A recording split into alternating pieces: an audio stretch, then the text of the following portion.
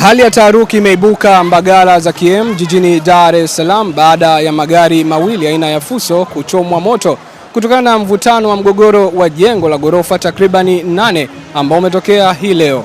Ayo TV tumefika eneo la tukio na kushuhudia kile ambacho kinaendelea, huku jeshi la polisi pia likiwa kipaumbele kuhakikisha pengine hali ya ulinzi na usalama inazidi kuimarishwa.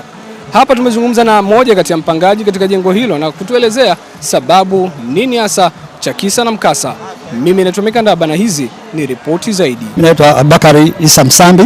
Hapa ni sehemu yangu ya kazi, kwa maana najishughulisha na masuala ya biashara ya mtandao.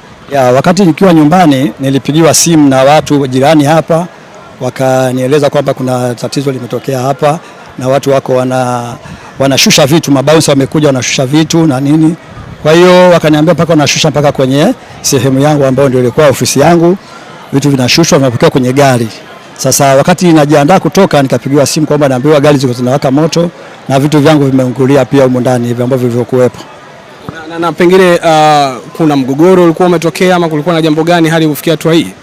Of course huko nyuma kabisa tuliwahi kuona tangazo Facebook kwamba sio jengo limeuzwa. Baadaye tukamfuata mwenye jengo akatuambia sio kweli, au ni matapeli.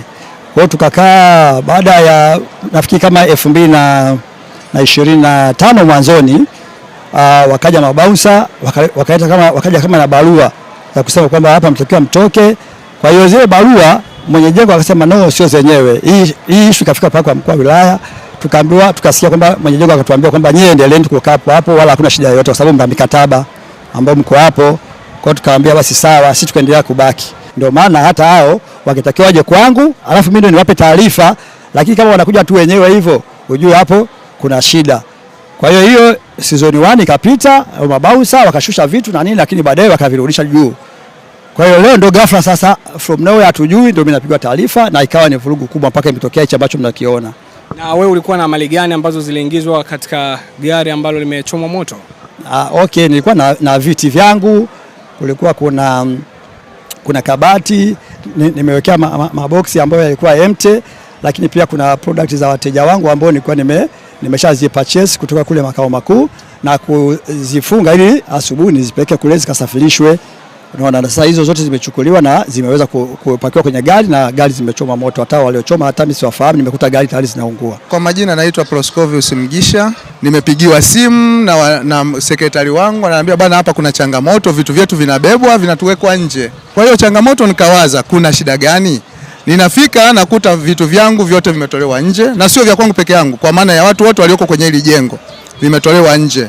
Sasa changamoto iliyotokea maana yake nakuta vitu vimetolewa vinapakiwa kwenye gari, anayevipakia kwenye gari simjui, lakini mwisho wa siku baada ya muda mfupi vitu vyote vinatiwa moto. Kama unavyoona ukiangalia magari yote yameungua, yaliyokuwa yamebeba zaidi ya kompyuta za kubeba wanafunzi karibia 200. Kwa sababu mimi nilikuwa naendesha kompyuta hii, programu hizo za computer course na English course. Kama nilikuwa naweza kuweka wanafunzi zaidi ya 200, maana yake nimepata hasara kubwa sana. Kwa hiyo kwenye hili ninatamani na naiomba serikali ya Jamhuri ya Muungano wa Tanzania itusaidie. Sisi kama wapangaji watiifu ambao pia tulikuwa tudaiwi kodi na inatokea changamoto za namna hii, tunaomba kwa namna moja au nyingine serikali itusaidie. Kwa sababu wanapotokea watu from nowhere, watu wajui, wanasema bwana tunahitaji vitu vyetu vyote vinatolewa nje. Hatuwajui, wanachukua vitu vyetu vyote, alafu mwisho wa siku vitu vinaunguzwa moto. Kama unavyoona hayo magari ni changamoto. Maana yake hii ni hasara kubwa kwangu mimi, lakini na wenzangu, wapangaji wenzangu. Jambo ambalo tunajitafuta, hatuwezi kujua tutaanzaje tena maisha. Maisha ni magumu. Lakini inapotokea changamoto kama hii kwa kweli tunaumia zaidi. Hadi yanatokea haya, mmiliki wa jengo ama aliyekupangisha alikuwepo? Hadi inatokea mimi nimefika hapa, mmiliki aliyenipangisha sikumkuta, sikumuona. Kwa hiyo siwezi kujua kilichoendelea baada ya hapo, maana ilivyoanza kuungua vitu vyangu nikawa na hasira, nikabaki kukaa pembeni kuangalia kinachoendelea. Kwa hiyo sikuweza kufuatilia kinachoendelea. Kulikuwa na mabouncer na milio ya risasi kusikika? Yes, mabouncer walikuwepo. Mabouncer walikuwepo na ndio hao walikuwa wanatoa vitu nje na kufuatilia huku nje kuweka gadi ili vitu vitolewe. Risasi zilipigwa pia ili kuwafanya muweze Yaani hiyo risasi kila mtu aliyekuwa hapo kwenye eneo hili alimesikia na ameona. Yaani hii haina ushahidi. Watu wote wameona kwamba kuna matukio namna hiyo yametokea na mambo yamefanyika. Kwa hiyo changamoto iliyotokea ni hiyo kubwa ambayo imetufanya sisi wote tuingie na taharuki, na ndio maana unaona hadi sasa hivi watu hatuna amani. Kwa majina naitwa Shabani Sefu. Ni meneja United Kigorofani kwa jina la mtaani ambao walizoea. Tukio hili lilitokea ilikuwa ni mida ya saa 4 kwenda saa 5. Mimi nilishtukia tu mlio wa risasi ulipigwa juu. Wakati nashuka chini kuwatoa watu huko ndani ndo naona moto umewashwa na muhusika. Kwa hiyo baada ya hapo mimi nikaona ni watu nizime umeme niwapigie TANESCO. Nashukuru Mungu TANESCO walikuja haraka wanikatia nyaya yangu mimi ambayo inaingia kwenye ofisi. Ndio hicho nilichokifanya mimi kwa juhudi zangu. Lakini pia nashukuru Mungu kwa msaada wa matroni, aliwapigia polisi na wakafika kwa muda, wakatupa msaada, tukawa tuko salama. Mpaka sasa hivi tunashukuru Mungu tuko salama, ingawa athari ndio hizo tumezipata sisi kwa siku ya leo. Unaposema mmiliki alichoma moto, mmiliki kwa maana wa jengo ama mmiliki wa nini? Ni mimi wanavyoambiwa mimi yule kijana ni ndugu ni baba yake na mwenye jengo. So mimi sikutaka kufuatilia, kwa hiyo nilikuwa na nafasi za kuwahi kufanya nini? Kufanya uokozi wa huko ndani watasipate shida, ili sasa watokea sehemu nyingine nikawatoa watu wote, ili kama kutokea jambo litokee likiwa hakuna watu walikuwa huko ndani. Upande wenu kuna majeruhi ama wewe mwenyewe ulivyoshuhudia kuna majeruhi ama mtu yote ambaye amekumbwa na changamoto? Majeruhi ni madogo tu, ni mtu alianguka akapasuka hapa kichwani kidogo, akatoka damu, lakini yuko sawa na ameondoka. Ila hamna mwingine majeruhi zaidi ya huyo mmoja tulitokea.